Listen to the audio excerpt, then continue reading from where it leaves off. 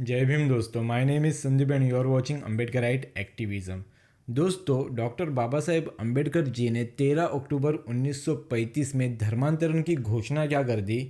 इस देश के चातुर्वर्ण व्यवस्था को मानने वाले लोगों की हवा निकल गई। जिन लोगों को चातुर्वर्ण व्यवस्था का सहारा लेकर इस देश में जाति प्रथा को मजबूत करना था, मजबूत बनाना था, उन लोगों के पैरों तले जमीन खिसक गई। बाबा साहेब अम्बेडकर जी के धर्मांतरण की घोषणा के कारण निश्चित तौर पर उनके शत्रुओं की संख्या बढ़ गई थी, जिसमें मोहनदास करमचंद गांधी, विनायक दामोदर सावरकर, कांग्रेस, हिंदू महासभा, राष्ट्रीय स्वयंसेवक संघ, ये सभी शामिल थे। इतने शक्तिशाली व्यक्ति और संगठन द्वारा विरोध करने के बावजूद डॉक्टर बाबा साहेब अम्बेडकर जी अपने विचारों से तस से मस नहीं हुए।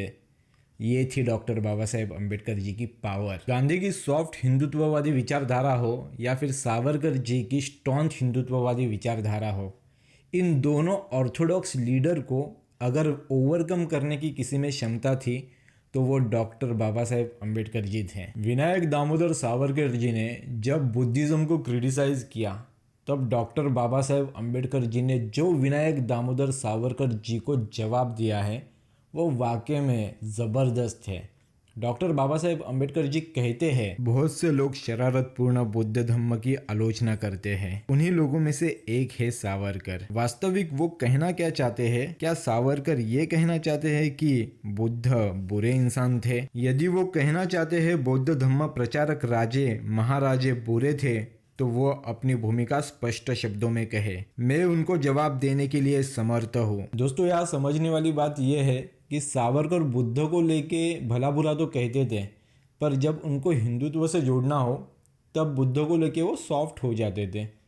मतलब कभी बुद्ध के वो तारीफ़ करते हुए नज़र आते हैं, तो कभी बुद्ध की आलोचना करते हुए नज़र आते हैं। तो इसका मतलब क्या होता है दोस्तों? इसका मतलब ये होता है कि सावरकर जी ये कंफ्यूज थे बुद्ध को लेके, या फिर वो शरारतपूर्ण ये कर रहे थे। अगर मैं आज की बात करूँ तो सावरकर जी के जो चेले हैं वो भी सावरकर जी के तरह ही बर्ताव करते हुए नज़र आते हैं। अब सोशल मीडिया पर देख लीजिए, इनको जब बुद्ध को हिंदू धर्म से जोड़ना हो तो विष्णु का अवतार बता देते हैं, बुद्ध धम्म ये हिंदुओं का ही एक पंथ है बता देते हैं। और जब बुद्ध की मूल विचारधारा इनके चातुर्वर्ण व्यवस्था को छेद करती है, तब बुद्ध के ऊपर सवाल खड़े करना शुरू कर देते हैं या फिर बुद्ध को गाली देना शुरू कर देते हैं। बुद्ध को ही क्या, बुद्ध के साथ जो उनके विचारों को मानते हैं बुद्धिस्ट, उन लोगों को भी गाली गलौज करना ये लोग शुरू कर देते हैं।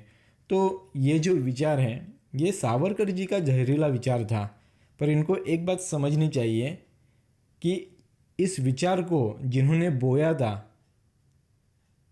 उसको डॉक्टर बाबा साहेब अम्बेडकर जी ने मात दी है।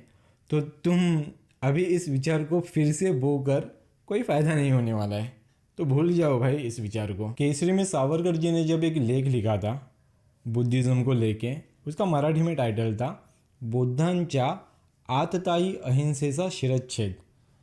अब ये आर्टिकल इतना बेसलेस था कि डॉक्टर बाबा साहेब अम्बेडकर जी को कहना पड़ा कि सावरकर ही क्या, अगर किसी को भी कुछ भी जानना हो बुद्धिज़्म के बारे में तो वो मुझे पूछ सकता है, उन सबके सवालों के जवाब देने की हिम्मत मुझ में है। बुद्ध के धम्म में 75% ब्राह्मण थे। क्या ये सावरकर जी को पता है? सारिपुत्त, मोगलान जैसे पंडित ब्राह्मण बुद्ध धम्म प्रचारक थे। इसे सावरकर जी को नहीं भूलना चाहिए। सावरकर जी को मैं सवाल पूछता हूँ, क्या पेशवे भिक्षु थे, भिक्खु थे?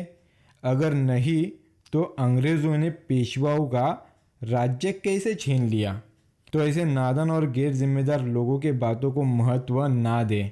कुछ लोग कहते हैं सावरकर ने जहर उगला है, पर मैं कहता हूँ सावरकर ने अपने पेट की नरक उगली है।